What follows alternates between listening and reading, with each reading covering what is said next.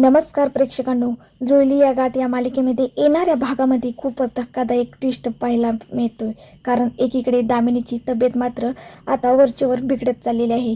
वरचेवर गंभीर होते आणि धैर्य विलास आमनेसामने मात्र आलेले आहेत आपल्याला पाहायला मिळतात. होय प्रेक्षकांनो, घरामधला वाद इतका मोठा झाला आहे की सगळेच एकमेकांच्या आता अंगावर धावून आलेत. विलास धैर्यला पकडण्याचा प्रयत्न करतो. धैर्य मात्र स्पष्ट सांगतो, माझं कर्तव्य मला सगळ्यात पहिले करायचं आहे. माझ्या आईला मात्र मी काही होऊ देणार नाही. तिला अजिबात मेंटल हॉस्पिटलला मी टाकू देणार नाही. इकडे भास्कर या सगळ्या परिस्थितीचा विचार करत असतो. कारण आईला वाचवण्यासाठी आता काहीतरी करावं लागणार आहे याची जाणीव मात्र धैर्याला झाली. सगळ्यात मोठा प्रश्न प्रेक्षकांनो, हा वाद नेमका आता कुठेपर्यंत पोहोचणार आहे? धैर्य खरंच आता आईला वाचवू शकेल का? आणि दामिनीने चक्क आता चाकूने हमला केलाय. तेही चाकूने हमला केलाय, तोही भास्करवरती.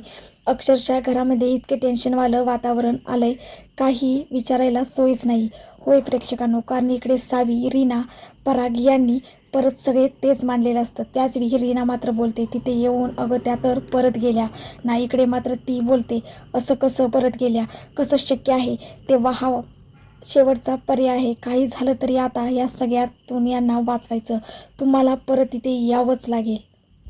पराग मात्र बोलतो, सावे अगं पण बरोबर आहे, परत गेल्या त्या.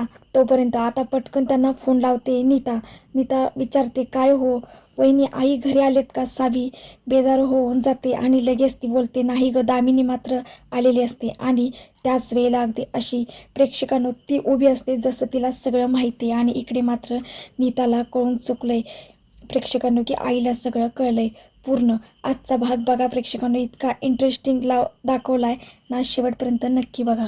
चॅनेलवरती नवीन असाल तर चॅनेलला सबस्क्राईब करा, व्हिडिओला लाईक करा. इकडे आपण पाहतोय भास्कर विलासचा घाणेरडा प्लॅन. काही करून दामिनीला मात्र मेंटल हॉस्पिटलला टाकायचं.